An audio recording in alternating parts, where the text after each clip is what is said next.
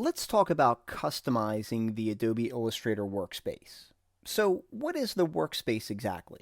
Well, that's a good question. The workspace consists of all the panels that are displayed as well as their position and appearance within Illustrator. Think of the workspace like your desk. You like to have your phone over here, your pencils and pens over here, maybe a picture over in the other corner. So, the workspace in Illustrator is similar in that you can customize it the way you like to work. So I'm currently displaying Illustrator on my screen, and I've just launched the program, and you can see up here in the upper right-hand corner, it currently says Start. Now this menu is what's referred to as the Workspace Switcher. So if I want to choose a different workspace to start with, I could choose something like Essentials. And when I do that, you're going to see that it reconfigures the panels and displays them in a different way. If I click on that again, I can choose, say, Painting, and that's going to configure my panels in a completely different configuration. So what I'd like to show you is how panels behave and then how you can save them so that they look the way that you want them to. So I'm going to go ahead and come up here, and I'm going to choose Essentials just to kind of get started. Now the first thing I want to show you is a lot of panels have two different behaviors. You'll notice that the Tools panel over here is currently configured in a 2-column configuration. But if I click on this little double arrow, it'll switch it to a single-column configuration. Now I definitely like the 2-column setup, so I'm going to click on that button again, and that will convert that. The same thing happens to other panels. You'll notice that over here in the Properties panel, this is what's configured as a group. You'll notice that these 3 tabs are part of an overall group. Now if I click that double arrow, it's going to collapse it to icons. And if I click it again, it's going to expand them. So when a panel is docked, it has 2 different appearances, expanded and the icon display. Now, if I convert it to icons, you can always hover your cursor over the edge and drag to snap it to just a button view, or you can drag it to expand it so you can also see the names as well. Now I'll go ahead and click on this again to expand them. Now, panels can also be floating. So for example, if I go to the Window menu and I choose Align, this panel is going to open up as a group. So the Align panel is part of the group with Transform and Pathfinder. But if I click on the tab, I can pull it out of that group and make it free floating. Now, if I want to dock a panel, I can just drag the tab, and if I drag it over here, if I put it in with the rest of these tabs, it'll add it as a tab of that group. However, if I pull this out again, I can also drag it, and when I see a blue line appear, it's going to make a new column of panels over here to the left.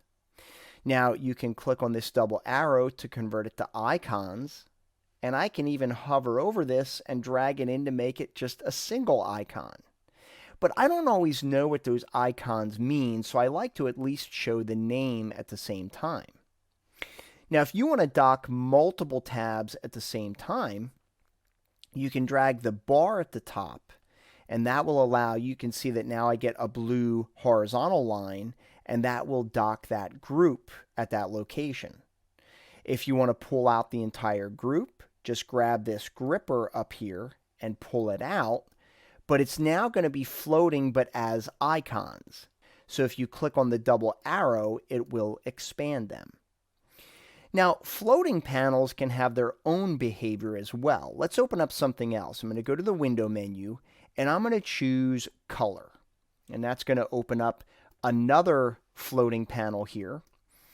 And so, again, you can grab just the tab if you wish to kind of break it apart from the group.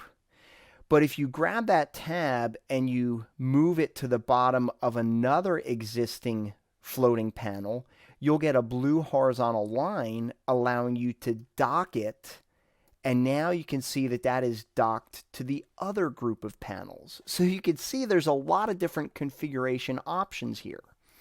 And so what I'm going to do is I'll pull this color guide way down here, and I can stack it, if you will, at the bottom of that panel.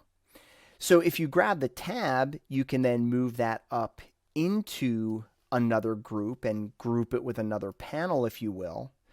And you can keep doing this and consolidating them or reconfiguring them any way that you wish. And if I wanted to dock all of these, I can just drag the title bar, add it in there, and now these are all appearing over here to the left of that. So there's a lot of options for configuring your panels. Now, once you've saved this, one of the things you can do is save your own workspace. If you click on the Workspace Switcher button up here, you can choose New Workspace. And I'm going to call this workspace the Learn Workspace. And if I click OK, that has now saved that configuration to your computer. Now, what I see people do a lot of times is as they're working, they'll drag this panel out here and they'll do some stuff, and then they'll open up another panel, and before they know it, you have all these panels floating on your screen. And the problem with floating panels is that they cover up your artwork. And that then in turn causes people to spend more time moving the panels around to get them out of the way than they do actually getting work done. So that's not a good thing to happen. But what I wanted to show you is that even if you do have panels floating everywhere, what you can do is come up here to your Workspace Switcher and you can just choose Reset your workspace. And that will reset the workspace back to the way that you saved it. I wish I could do this with my bedroom, just kind of like clean it once and save it, and then reload it when I have company coming over or something. That'd be super helpful. Now, the other thing to take away from this is that if you ever can't find a panel, you can always access it from the window menu. That's where every panel in Illustrator lives. So if I were looking for, say, my graphic styles panel, you can just choose it and it will display so that you can access it. A lot of people, after they're done working with a panel, they'll click the X and it just disappears. And everybody's like, well, where did it go?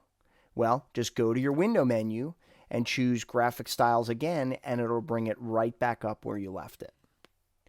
So the overall point of the workspaces is to customize it the way that you like to work and then save it so that you can access it easily later on. As you work more with Illustrator and with various panels, you'll find workspaces to be incredibly useful in your daily work.